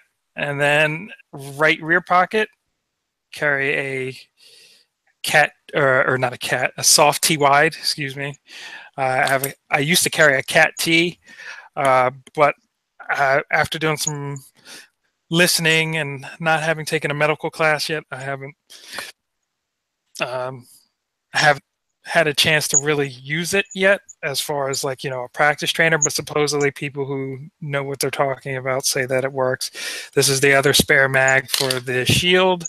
Finally, my wallet and just my watch and my handy dandy BlackBerry, and I'm done. Let's talk about what type of jeans are you wearing?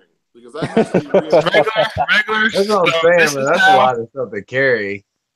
Oh, I forgot my eyeglass cleaner. Regular jeans, man. These are just regular Target jeans. You just have how you set it up. If you want me to set it up right now, I'll do it so you guys can see how I do it. There's got to be at least like 4 pounds of gear on your belt. So but, hey, I mean, if you can do it, you can do it. Hey, more power to you. Hey, what you have again? Is that the one that you let me see the belt, the buckle? So how this works is it's a tension. That one. Okay, I got it. I remember that one. So I used to run before this. I had an SOE gear special. Problem with them is they're solid gear. Don't get me wrong. The gear is solid. It's just some of the wait time and the personality that you have to deal with. I mean, the stuff is good. I got SOE chest rigs. I have a chest rig from them. I have a Haley Strategic chest rig. I have the best chest rig I have actually is a $20 Chicom thing. It's awesome. But yeah, so. But this is all the shit that I carry every day. This is by no means what anybody else needs to carry. This is just what I choose to carry. And I'm able to carry it because I'm fortunate that I get to wear jeans most days, even when I'm working. So if I had to do a dress, like when I'm in non-permissive environments, so I'm graduated from Temple University, so I'll tell you, I used to carry a handgun every day at college. So off body, because it's easier to do it, but I did it, and I did it for 2.5 years, and graduated now, so I can say that. Just finished last month. So I carried that in a Kanai. Give me 1 sec, I'll show you that. That's one piece of gear.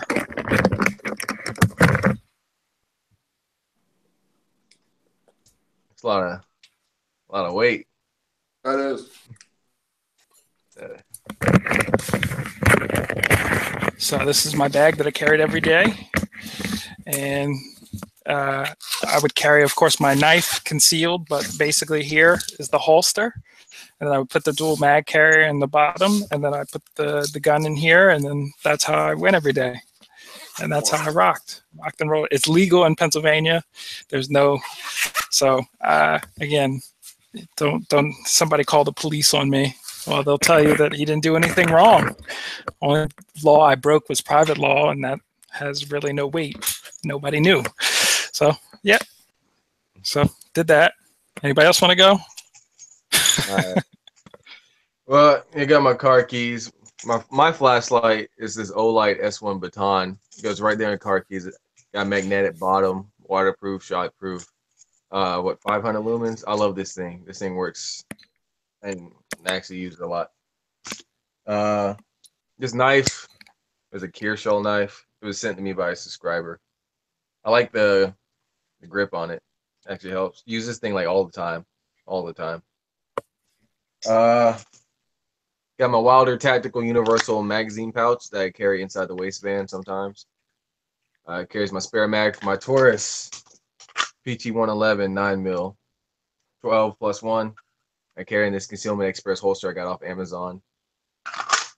And that's it. My setup's real simple, real quick, real easy. Don't take much. But it will eventually be this Glock. The Glock will eventually, work its way in my concealment. Let me do this quickly because I'm at work and technically we're not supposed to. But hey, they don't know. What they don't know, don't kill them. Starting out, Springfield XDS 9. That's cute. So we got 7+1 with the little fierce grip extensions rolling in a tuck tight. You can wear this appendix style. It's got the little claw in here, so you can do that. Awesome. At the side. First of all, that dude is amazing who owns that company. And he sent me, he had messed up completely, and he completely refunded my money and still gave me the custom case or custom Codex holster that I wanted. And that was for the third gun that I had, which was awesome. I got some BS, what is this? Some Calmus knife, whatever. And, unfortunately, I lost my Streamlight in a wall when I was going to look at it. So it's somewhere down on the 20th floor. I'm on the 30th floor right now. I'll probably never bust it out unless I want to put a hole in the wall, but it is what it is. But I got some BS flashlight. And then, of course, it's like 250 lumens, though. So it does the job. Not bad. And then my spare mag that holds 8. And the carry ammo I'm rolling with is that SIG Elite stuff. It does the job, man. Yeah, I got that Telos ammo you don't like. Trash. That ammo is trash. Can't be fed nothing.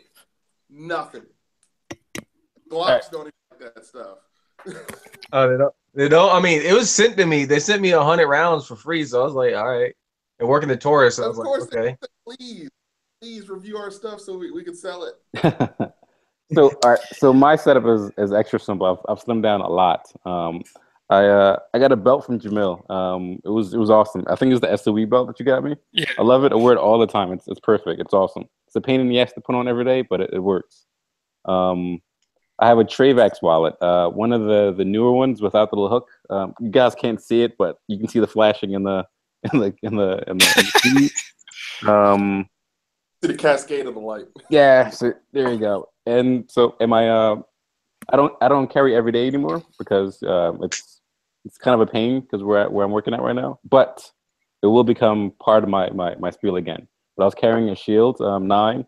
Pretty much same setup that Jamil has. The 9 with the filter. Awesome. Works awesome. It's comfortable, super comfortable. Before that, I had the 45 Shield. Jamil's rocking that one right now. I don't know how he's doing it. I was really uncomfortable, but he was doing it and it's working for him.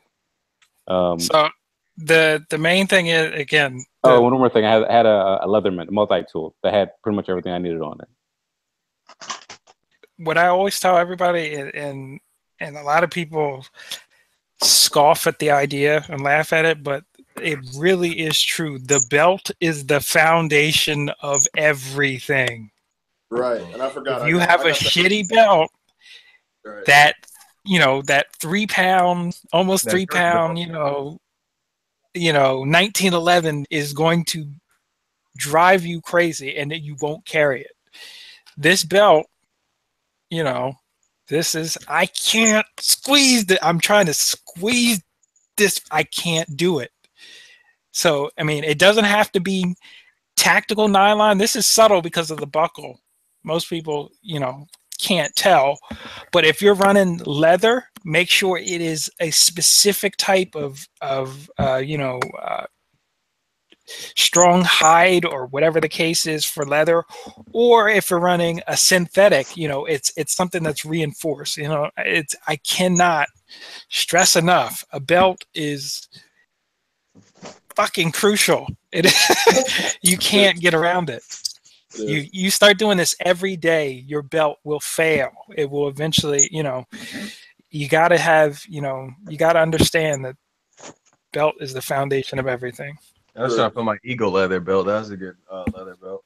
Yeah, I got that 511, the one that's like real concave. It even spins around like on the backside. So I don't even know what it's called. Yeah, bro, I don't even know what it's called. It is oh no, it's got this crazy. I feel weird standing up, but it's got this crazy ring. Yeah, yeah. And then it's got Velcro here. The D-loop, yeah. Loops in underneath the loop, and then you're not getting this off. They say it's a duty belt, but it also can be used as an EDC belt. So, and then it's crucial, man. And then on the war belt, I'm running that Ronin Tactics one. But like I said, I've got a condition 1 box. If I can just get to my truck, if shit pops off, recently I just upgraded to my to a Spirited Systems chest rig, bro. It's got the med pack in there, cat tourniquet underneath, 3 spare mags, ready to roll for my AR, and then I've got 2 spare mags for the SIG. That's in the truck as well. I'll be good to go. But like I said, I just need 2 magazines to carry around with me on my EDC. If I can get to my truck, I feel bad for that person I'd have to respond to. So yeah, I need a truck gun. I can't. So let me ask you this: in North Carolina, are you allowed to? So in Pennsylvania, as far as transport laws, with nice. With Pennsylvania, yeah, for long guns, technically in a vehicle, if you're driving, that long gun can't be loaded. Oh no, it's illegal. Oh no, loaded in North Carolina. As long as you have a license in Florida, I think if you have your license in Florida, you're good. Regardless, in Pennsylvania, it doesn't matter. Yeah.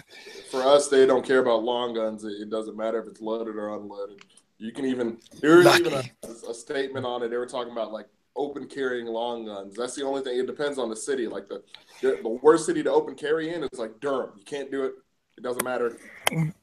Don't even try. So as a person, that's the weird thing about Pennsylvania. Open carry, like you, like I can walk around with a loaded rifle, shotgun, or SBR, and I can carry it concealed or open, loaded. Right. But as soon as I put it in the vehicle, then it has to be unloaded. Technically, by the definition of Pennsylvania. Well, technically, North So Carolina, it's dumb. North Carolina, you can't even, like, even if I have a concealed carry weapons license, you first of all have to, if you get pulled over, you have to notify the officer that no duty here. And also, it should not be concealed on you. It's got to be in visible sight. Like, you can't even put something over it on the seat. It's supposed to be out in the open. So that sounds like Delaware. Delaware's fucked up. So Delaware is south, of course, in Pennsylvania. So I had to get a Utah license, not resident, to carry in Delaware, because Delaware, if you don't have their concealed deadly weapons license, right, CDW, you have to open carry, and then when you're transporting it in the vehicle, if it's not under, like, unloaded to the standard of, say, like, you know, the federal transportation of firearms, you have to, like, have it, like, on the seat visible or on your dashboard. I swear to God, look this up. Handgunlaws.us, I think it is. They are fucked up. The Delaware. So basically, I had to do the Utah, jump through the hoop of getting Utah, do the training class, and now I'm able to conceal. We need reciprocity, but we don't need gun control. Yeah, so I'm hoping that this thing dies. It definitely needs to happen. It's funny that you say that. I got pulled over in South Carolina when I was going to work on a project. How are you carrying in South Carolina? What do you mean how? Our concealed carry is South Carolina. I don't have any. Georgia, Florida, and like everywhere on the seaboard except for like Virginia, where it gets hairy, like anywhere close to DC. So Pennsylvania. So all right. So you can carry in Pennsylvania too. No, well, yeah, you can carry in Pennsylvania, but I'm saying, like, Pennsylvania, as far as I know, didn't have reciprocity with South Carolina, and I think at one point maybe it changed because these things change without notice.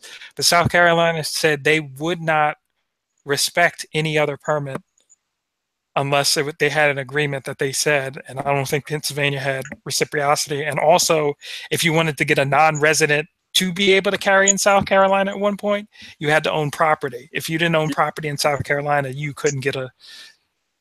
Yeah, that's. So how are you? That's for an agreement if they don't like value your state's concealed carry. If they do, yeah. So I think Pennsylvania is fucked. Yeah, and Utah. Yeah. For us though, it's fine. I got pulled over, and to me, and you know what? People can clown like that Vada dude for however he did that video on unloading and all that jazz. But you know what? I do the same thing before I even pull over the vehicle. If I see that I'm being pulled over, I'm getting that round out of there. I'm taking the magazine out and I'm putting it on the dashboard, magazine on the side, so everything's separate for the officer, just so he knows, so there's no ifs, ands, or buts. And guess what? The gun is far away on the dash on the other side. That's just what I do. Before he even comes up, before I even pull over the vehicle. That's interesting. Check this though. So when the officer, it was the state trooper, he didn't give me a ticket. Let's just make that known. He didn't give me a ticket for anything. He just pulled me over because he said one of my lights was out on the license plate tag thing. He said, well, one of your lights is out that's displaying on your license plate. I was like, oh, okay, whatever. But he said, oh, you're from North Carolina. I was like, but that's the first thing. And I was like, well, geez, you must be a real smart guy. Obviously, you read my license plate. He was like, no, because your gun's over there. He said, technically, your gun's supposed to be locked up in the glove box. I said, even if you conceal carry? He's like, even if you conceal carry. It's technically supposed to be locked in the glove box. And I didn't know that. He was like, well, since you didn't know. That's weird as shit. That's weird, right? Like, to drive, like, he's like, technically, you know, it's not a felony, but it's a class blank misdemeanor. And I was like, oh, okay, I didn't know. Sorry. You know, I didn't know. Sorry. So, I would tell. Note to self: don't get pulled over in South Carolina. Yeah, for myself, I've never been pulled over, but I would. Well, pulled over for with a gun on me yet, but my only thing is from, again, thinking how like police approach vehicles. Police approach vehicles in, or at least those that have recent training. They should be looking at the mirrors and they should be kind of monitoring if there's anybody in the vehicle. If I see you fumbling for something, that would kind of make me concerned. So it's weird that the law is written in the way where you have to, like, I wouldn't want to handle a firearm knowing that, you know, an officer would be approaching the vehicle, because it could be kind of, I feel like it's too easy for it to be kind of Correct. you know, what he was doing. that would make me really you know, I mean, especially like, you know, I would do something that's slick, and I know, again, you're dealing with a state where you have a duty to inform, but I'd be like immediately, you know, ask for my license, but on top of my license would be my, you know, my permit or whatever the case is, identification. Be like, yo, how would you like me to proceed? Because, you know, you know, as far as like, you know, my hands are visible. The saying is, for at least from what I can tell in law enforcement, is hands that I can see can't hurt me. But that's not true, of course, because you get punched in the face. But here's the thing. What I've noticed, I mean, it's all every officer is different. Every officer is different in how they approach. Absolutely. But we all know the standard things of what they do. When they come to you, whatever side they're walking on, they're going to touch the back quarter panel of the car because they need to put their fingerprints on it just in case if anything happens. That's a standard thing. And then they go and engage you as a person. Before the first thing, I've got my license and registration ready, because remember, you are always fumbling. Even when the officer comes up there, you're getting your license and registration. I've had an officer do that where I'm getting the registration and he's already flashlighting in the face. I'm like, oh, sorry, I was just getting everything. It's like, oh, sorry. You know what I pulled you over for? And I was like, you know, I always play stupid. No, I don't. There's no way I was driving 90 in the 55 in my M3. No biggie. But you know, that situation has happened to me before. And I remember the officer was like, hey, I see you got your gun. There's no magazine in there. He asked me what condition it is. And I said, well, there is a round still in the chamber, but there's no magazine. He said, okay, just don't reach for it, and I'll be right back with you. That was it. I think that is so weird, man. That makes me cringe. But here's the thing. It's weird because, you know, like look at nowadays, right? If you see somebody open carrying a gun who's not military or law enforcement, you're automatically thinking either A, this guy's a gun nut, he's a 2A supporter, he's an amendment, he's security, he's doing something, or the situation must be awry. But remember, back in 1776, it was like if you were caught outside the house without a rifle, something was wrong with you, right? So that whole mentality of things have changed, and now we've gotten to this gun fear and gun phobia that everybody who has a weapon is a bad guy, when actually that's not the case. The officer said, oh, you got yourself there, what is that, an XDS? And I was like, yeah. He was like, how do you like it? He's like, I'm trying to get out of this ticket, so of course I'm going to engage Officer Earl over here. Like, you know what I'm saying? Like, yeah. So he didn't write me a ticket, fortunately. He was like, all right, just, give you a warning, slow it down. You're moving a little fast. I know it's late at night and there's nobody out here. And he got me on the worst part of 45 where, first of all, the speed limit is 70 on the ring road here. And I was doing 83 miles an hour. He pulled me over for doing 83. Granted, yeah, that's over 10%. He's doing his job, whatever. He didn't give me no ticket. He was just like, slow it down. I know it's out here after midnight it was like almost midnight. It was like 11 something. There's nobody out here. Slow it down, yada, yada, yada. Be safe. Have a good night. That was it. On my way. It's weird, man. And it's tickets. I recently got one. I got my first ticket in Virginia. Over where in Virginia? Before the Chesapeake Bridge, Northampton, Virginia. Boy, Virginia don't play, man. I've been issued 13 tickets. Okay. God. Okay. Shit. Okay. Hold on. Shit. Hold on. How many are actually on my record? Are 2. One from when I was 17 because I just didn't fight the case, and the other one was in North Carolina because it was potentially, if you do anything over 15, which is reckless driving, but if you do over 20, it's driving to endanger. I didn't know anything about that. So Virginia is 20 over the speed limit for 20 over the speed limit in Virginia is reckless driving, or anything above 80 miles per hour. Right. So I got, I didn't get a reckless driving. So I technically was a 76 in a 55, but he gave me a 74, so 19 miles over, and it knocked it back down to a just a general speeding ticket. But the beautiful thing is Pennsylvania doesn't recognize minor violations, so I'm going to pay the ticket and I won't be affected by it. Oh, that's so lucky. no points. North Carolina don't play that.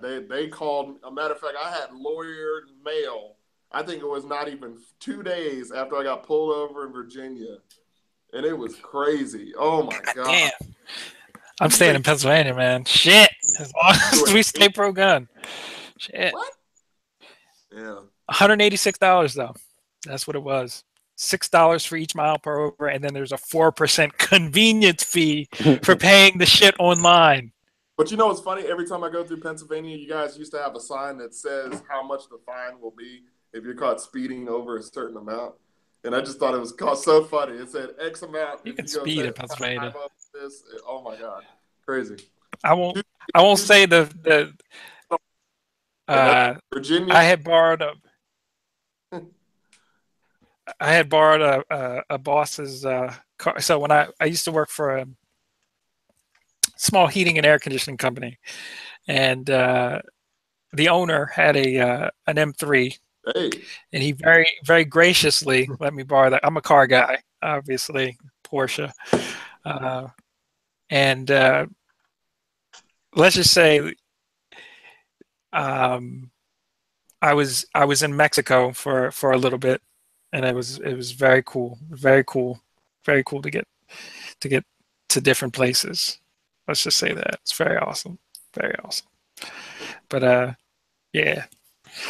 I love cars, man. I love guns. I love guitars. It's just very cool to be a part of this. So, what do you guys want to do? I think that's good for today. It's what been close to 2 hours. Yeah. Right. Hopefully, everybody enjoyed it. Yeah. I know. I'm sitting. Did we get any additional questions we can answer before, or no? Hey, anyone want to post any questions? Let's see. I didn't.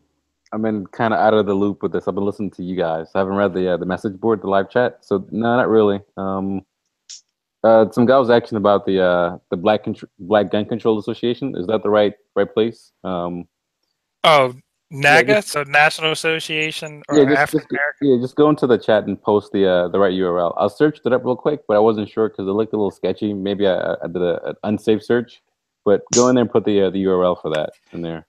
Okay, I'll try. And I don't know what that is off the top. I think it's a org. This wonderful little card. Yeah, there it is. There. Yeah. How come you got a card? I didn't get a fucking card. Did they send me a card? I got the card the first batch when it came out. People were bitching about them. I ain't getting no. Yeah, card. I got mine early too. Yeah. I got a digital card. That's what I got. I got a digital one. They sent me an email. I got both. I'm still wondering when we got to pay 2018 dues. I haven't seen anything about that. December, I think, right? $8 a month one.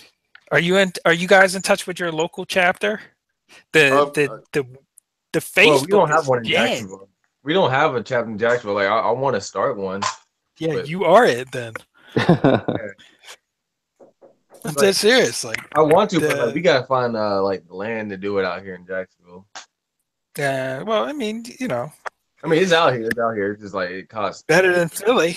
Philly is indoor ranges. The range, bro. Just go and say, hey, my name's T, and I'm coming in trying to do something for National African American Gun Association chapter here within Jacksonville, Florida, and I'd love for your range to be a part of this and be, that place that we can creatively and collaboratively grow as together. Not only will it help you in your firearm sales and your range rentals and using your range time, but this will also bring, advocacy for African Americans in the Jacksonville area.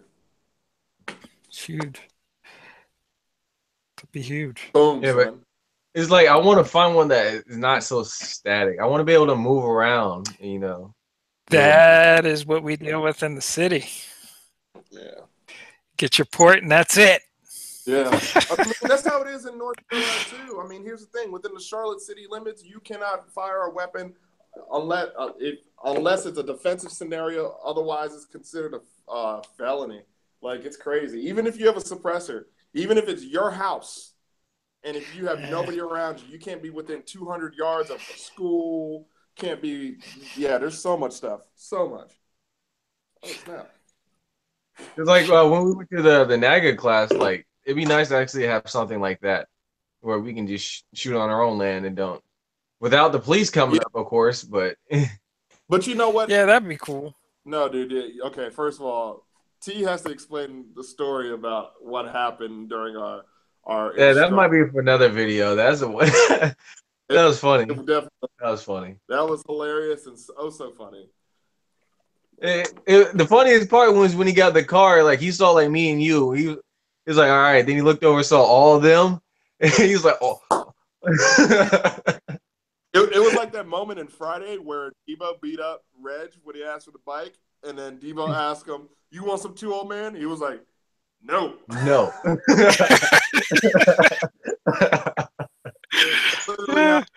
It was crazy.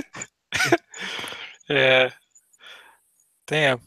Well, I know I can tell you the village. I am in contact with the associates of I think it's the Robert Elliott Gun Club up here, and they're trying to organize, but it hasn't gotten to where it's prime time yet, and everybody's able to meet up. They did have a meeting in September or October, but I couldn't make that one. So yeah, I'm hoping in again some growth in that in 2018, and just being a good year. So exactly, 2018 year of the black gun owner, man. Yeah, man. And what's funny? Like we've been doing pretty good on views. We've been doing between 2 and 4. The high was 4. So I'm really impressed. This is better than the first one. Hey, that was like 1. Yeah, man. We appreciate you guys again tuning in to. Hopefully you learned something. To the Roundtable.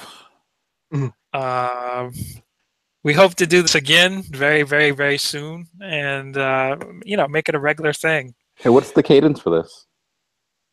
Probably maybe every once or 2 weeks. So once or I think once at the most 2 weeks. So we'll try to do it bi-monthly. Listen, we got at the worst. We got to stop this CP time. We do it every. You said we do it every what? What's today? Wednesday? Every Wednesday at 8. Boom. Every Wednesday at 8, we can do that. All right. We can do that. And just adjust them there if we need to. All right. That, and it can expand into as I'm sure we're gun people, but we have other things as well, so we can bring all that into it, tie it in. It'd be nice once we get 77 solutions and 21 sports tactical in here. Yeah, it's like get some companies. So I don't know why this is, but like the volume is super low. Heater comes on, I'm losing you guys. So I'm not old, I swear. It's just I can't hear. Yeah. All right. So you guys want to try it next week? Yeah. Yeah, cool. I'm down for it. And I promise to have a personal laptop, so that way I'm part of the channel. Cool. And maybe we can try and get TJ on and a few other people from GBS as well. Yeah, I think he'd be down for it. I got to check his schedule though. He's super busy. Yeah. Awesome, gentlemen. I appreciate this. I hope it should probably be up in another 30 minutes or so, and we'll hear the other comments. Hopefully we get some likes. The last one got 9. Let's see if we can beat that. All right, gentlemen. All right. Have a good evening. All right. See you guys. Thanks for having me on. All right. Carry one in the chamber. Absolutely. Bye.